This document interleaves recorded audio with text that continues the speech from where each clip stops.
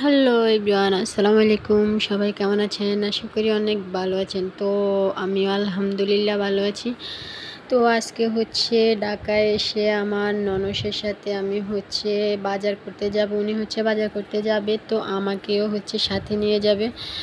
তো আমি এই প্রথমবার যাত্রাবাড়ি আড়ত, মানে আদা, রসুন, পেঁয়াজ, আলু, মরিচ যা যাবতীয় আছে এগুলার আড়তে গেছি। আসলে সত্যি আড়তটা এত বড় যে বলার বাইরে।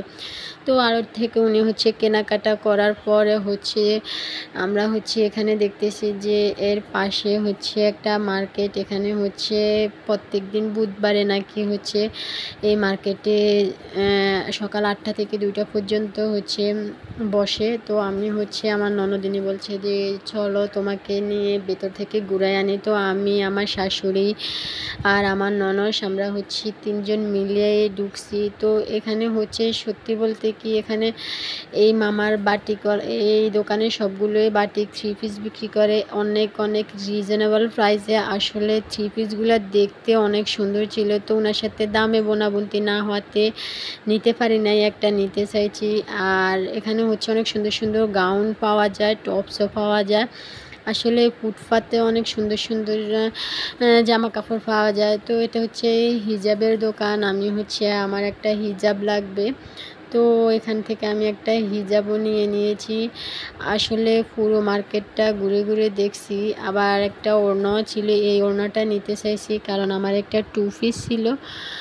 তো উনি যে দাম বলছিল আমার ওই দামের সাথে আমার যায় নাই, যার কারণে আমি ওড়নাটা নেই নাই। তাও নিতাম, পরে আমার ওড়নাটা খোলার পরে আর ভালো লাগে নাই, যার জন্য আমি আর নেই নাই। তো এই দেখুন আমরা প্রত্যেকটা এরিয়া ঘুরে ঘুরে দেখতেছি যে কি নেওয়া যায়। বিশেষ করে আমার ছেলের জন্য আমি গেঞ্জি নিব, যার কারণে আমি এখানে ঢুকছি বা গেছি। আর আমার ছেলের জন্য আমি জুতো কিনবো। তো এখান থেকে আমার কিছুই ভালো লাগে নাই, মানে আমার ছেলের জন্য আমি কিছুই পাই না। তো এত হাঁটাহাঁটি ঘোরাঘুরির পরে আমি শুধুমাত্র একটা হিজাব নিয়েছি আমার জন্য। আর আমার শাশুড়ি মা, আমার দেবরের জন্য 2টা গেঞ্জি নিয়েছি। এছাড়া আমরা এখান থেকে আর কিছুই কিনি নাই। তো আমরা বাসায় চলে আসছি। বাসায় চলে আসার পর এখন সন্ধ্যাবেলা আমার ননস বলতেছে চলে তোমাকে ফুচকা খাওয়াতে নিয়ে যাই। তো এই যে দুজনে আমরা গুটি গুটি পায়ে চলে যাচ্ছি ফুচকা খাওয়ার জন্য। আর আমার ভাগ্যটা এতই খারাপ যে আমরা কালকেও গেছি। আমার ননদ বলতেছে যে এখানে নাকি এক ফুচকাওয়ালা মামা বসে, ওনার ফুচকা নাকি অনেক মজার।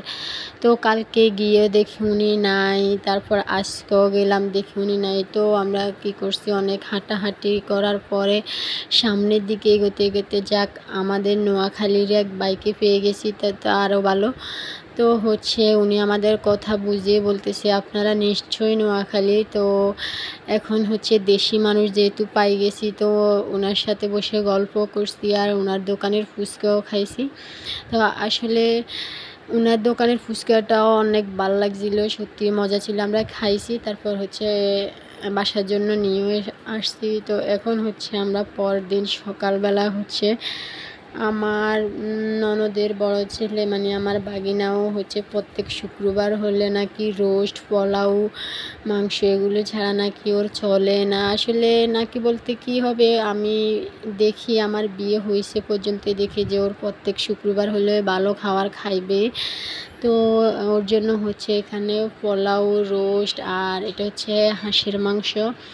তো আমার ননদ বলতেছে যে সবসময় তো আমি রান্না করি, তুমি আজকে তোমার হাতে রান্না করো। তো আমি রোস্ট আগে করছি, তারপর হাঁসের মাংসটা করছি। আর এখন এখানে রাইস কুকারে পোলাও করতেছি। আসলে রাইস কুকারে পোলাও করলে পোলাওটা অনেক সুন্দর হয়।